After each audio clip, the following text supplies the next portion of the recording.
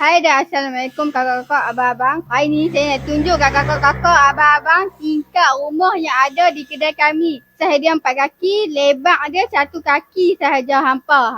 Jom ikut saya. Let's go. Okey kakak-kakak, abang-abang, ni lah tingkat yang saya kata nak tunjuk tu. Tinggi dia 4 kaki, lebar dia 1 kaki sahaja.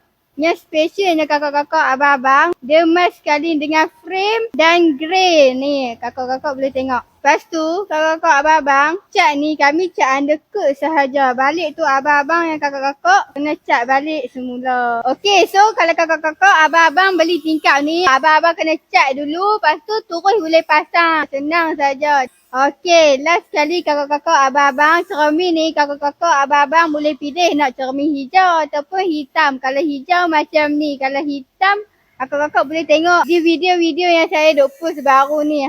Okey, itu saja daripada saya. Kalau kakak-kakak abang-abang berminat dengan tingkat yang saya tunjuk tadi, kakak-kakak boleh mai direct ke kedai kami ataupun PM saja kami. Okey, hampa. Bye-bye. Assalamualaikum.